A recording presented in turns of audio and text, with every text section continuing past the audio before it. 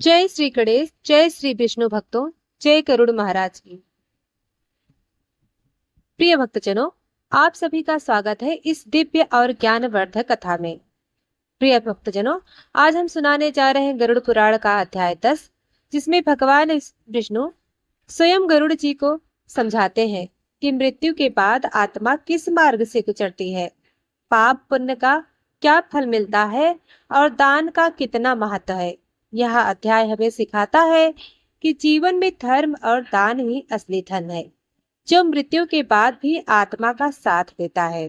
तो आइए भक्तों, हम सब मिलकर इस पावन कथा का श्रवण करें। श्री गुरुर ब्रह्मा गुरुर विष्णु गुरुर्देवो महेश्वरः गुरुर साक्षात् परम ब्रह्म तस्मै श्री गुरुवे नमः।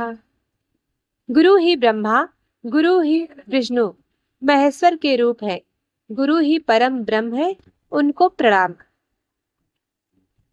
गरुड़ जी ने प्रश्न किया, है प्रभु मुझे बताइए कि जब जीव यह शरीर छोड़ देता है तो उनकी आत्मा कहाँ जाती है? मृत्यु के बाद उसे किस मार्ग से होकर जाना पड़ता है और पाप पुण्य का फल किस प्रकार मिलता है? भगवान विष्णु बोले, हे बिंता पुत्र, मनुष्य का शरीर तो नश्वर है परंतु आत्मा अविनाशी है। जब जीव मृत्यु होती है तब प्राण इस शरीर से निकलकर एक सूक्ष्म देह धारण करता है। यमदूत उसे अपने साथ यमलोक की ओर ले जाते हैं। हे गरुड़, आत्मा के साथ केवल उसके कर्म चलते हैं। सत्कर्म उसे सुखद मार्ग दिखाते हैं और दुष्कर्म उसे दुखमय यातना की ओर ले जाते हैं। जिसने जीवन में दान धर्म सत्य और भक्ति का पालन किया है, वह आत्मा दिव्य मार्ग से होकर स्वर्ग तक जाती है, और जिसने पाप किए हैं वह आत्मा कठिन और कष्टदायक मार्ग से होकर नरक तक पहुंचती है। प्रिय भक्तजनों, गरुड़ जी ने पुनः प्रश्न किया, है प्रभु, जब जीव प्राण छोड़ देता है तो वह यमलोक की यात्रा किस प्रकार करता है? कौन सा मार्ग सुखमय होता है और कौन सा मार्ग दुखमय? कृपा कर विस्तार से बताएं। भगवान विष्णु बोले, हे गरुड़ सुनो, जब मनुष्य मृत्यु को प्राप्त होता है तब उसका प्राण प्रेत रूप में शरीर से निकलकर एक सूक्ष्म देह धारण करता है। यमदूत उस प्रेत को पकड़कर यमलोक की ओर ले जाते हैं, लेकिन यह यात्रा सबके लिए समान नहीं होती। जो पुण्यवान है उसके मार्ग में सुख ही सुख मिलता है और जो पापी है उसके मार्ग में दुख ही दुख होता है। पुण्यात्मा जब देह त्याग करता है तब उसके चारों ओर दिव्य सुगंध फैलती है। यमदूत उसके पास कोमल और शांत रूप धारण कर आते हैं। उसके मार्ग में फूलों से सजे हुए पथ होते हैं, मधुर संगीत सुनाई देता है और शीतल पवन बहता है। उस आत्मा को कहीं भूख प्यास तपन या भय का अनुभव नहीं होता। देवदूत उसकी रक्षा करते हैं और वह दिव्य लोक की ओर बढ़ता है। प्रिय भक्तजनों, पुण्यवान का मार्ग सदैव पुष्पों से वसीभूत होता है। वहां शीतल पवन बहता और गंधर्व मधुर संगीत गाते हैं। परंतु पापी मनुष्य की मृत्यु भयावह होती है। उसके पास यमदूत विकराल रूप धारण कर आते हैं, हाथों में भयंकर अस्त्र शस्त्र लेकर उसे रस्सियों से बांधकर घसीटते हुए ले जाते हैं। उसके मार्ग में कांटे, अग्नि, तपती हुई रेत और अंधकार होता है। जहां जहां वह जाता है वहां भूत प्रेत और दुष्ट प्राणी उसे डराते हैं। उसे तीव्र प्यास और भूख सताती है, लेकिन उसे कहीं भी जल और अन्न नहीं मिलता। पापी का मार्ग अग्नि से दग्ध कांटों से भरा और अंधकारमय होता है। वहां हर कदम पर वह भयंकर यातना अनुभव करता है। भगवान विष्णु गरुड़ जी को समझाते हैं, हे गरुड़, मनुष्य अपने हर पाप का फल मृत्यु के बाद अवश्य भोगता है। नंबर 1, झूठ बोलने वाला, नरक में जीभ पर लोहे की कीलें ठोकी जाती हैं। नंबर 2, चोरी करने वाला, अगले जन्म में निर्धन और रोगी होता है। नंबर 3 पर स्त्री का अपमान करने वाला प्रेत योनि में भटकता है और कहीं भी शांति नहीं पाता।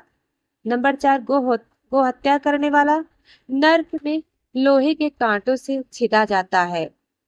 नंबर 5, माता पिता और गुरु की सेवा ना करने वाला, उसे नरक की यातनाएं भोगनी पड़ती हैं।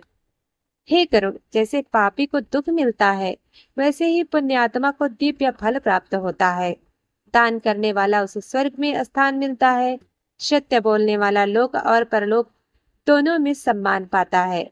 भूखे को अन्न देने वाला, उसके पाप नष्ट हो जाते हैं और वह दिव्य लोक का अधिकारी बनता है। गाय, ब्राह्मण और संत की सेवा करने वाला भगवान के धाम को प्राप्त करता है।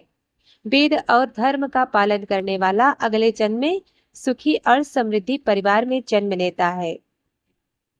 भगवान विष्णु बोले, हे गरुड़, संसार में दान से बढ़कर कुछ भी नहीं है। दान ही एकमात्र साधन है जो मृत्यु के बाद भी आत्मा का साथ देती है। जलदान आत्मा का प्यास बुझाता है। अन्नदान आत्मा को यात्रा में तृप्ति देता है। वस्त्रदान आत्मा को मार्ग में छाया और आराम देता है। भूमि दान आत्मा को अस्थायी पुण्य प्रदान करता है। इसलिए कहा गया है कि मनुष्य को जीवन में अधिक से अधिक दान करना चाहिए। दान से ही नरक के मार्ग की अग्नि शांति हो जाती है और प्रेत यात्रा सरल हो जाती है। मृत्यु के बाद आत्मा को वही मिलता है जो उसने इस जीवन में किया। पाप करने वाला दुख भोगता और पुण्य करने वाला सुख प्राप्त करता है। दान और धर्म ही सच्चा धन है जो मृत्यु के बाद भी आत्मा का सहारा बनता है। प्रिय भक्तजनों, गरुड़ जी ने पुनः निवेदन किया, हे प्रभु, आपने पाप और पुण्य के फल बताएं। अब मुझे यह बताएं कि मृत आत्मा को श्राद्ध, तर्पण और पुत्र द्वारा किए गए दान से कैसे सहायता मिलती है। भगवान बोले, हे गरुड़, मृत्यु के बाद आत्मा अपने पूर्व कर्मों के अनुसार मार्ग में सुख या दुख भोगती है। परंतु यदि उसके पुत्र, परिजन या वंशज श्राद्ध, तर्पण दान करते हैं तो उसे अपार शांति और तृप्ति मिलती है। पिंडदान से आत्मा को नया बल और ऊर्जा मिलती है। तर्पण से आत्मा की प्यास शांत होती है। अन्नदान से प्रेत यात्रा की भूख मिटती है। गो, भूमि और वस्त्र दान से आत्मा को शीतलता और विश्राम मिलता है। जो लोग अपने पितरों के लिए श्राद्ध और तर्पण करते हैं, उनके कुल में कभी दरिद्रता और दुख नहीं टिकते। परंतु जो लोग पितरों का स्मरण नहीं करते, उनके घर में दरिद्रता, रोग और अशांति फैल जाती है। भगवान विष्णु ने कहा, हे गरुड़, जब पुत्र विधि पूर्वक श्राद्ध करता है तो पितर प्रसन्न होकर उसे आशीर्वाद देते हैं। उसके घर में अन्न, धन और संतान की वृद्धि होती है। श्राद्ध केवल एक औपचारिकता नहीं है, बल्कि यह आत्मा और परलोक की यात्रा का भोजन है। यदि पुत्र श्राद्ध नहीं करता तो पितरों की आत्मा दुखी होकर भटकती रहती है और परिजनों को दोष देती है। हे गरुड़, दान ही एक ऐसा साधन है जो पापों को नष्ट कर देता है। यदि किसी ने जीवन में गोहत्या जैसी घोर पाप किया है तो भी गंगा जल का दान और ब्राह्मणों को अन्न दान करने से पाप क्षीण हो जाते हैं। यदि किसी ने झूठ, छल और परनिंदा की है तो भी गंगा जी में स्नान और तिलदान से मुक्ति मिल सकती है। और यदि किसी ने गुरु, माता पिता, ब्राह्मण का अपमान किया है तो भी सच्चे पश्चाताप और दान से उसका प्रायश्चित हो सकता है। इसलिए कहा गया है, दान ही वह नौका है जो जीव को संसार सागर से पार कराती है। भगवान विष्णु बोले, हे गरुड़, इस संसार में धन, वैभव और परिवार ये सब मृत्यु के बाद यही रह जाते हैं, परंतु धर्म, दान और सत्कर्म आत्मा के साथ चलते हैं। यही जीव को नरक से बचाते हैं और स्वर्ग या मोक्ष का मार्ग दिखाते हैं। मनुष्य को चाहिए कि वह सदा सत्य बोले, भूखों को अन्न दे, प्यासे को जल पिलाए, जरूरतमंद की सहायता करे, माता पिता और गुरु की सेवा करे और भगवान के नाम का निरंतर स्मरण करते रहे।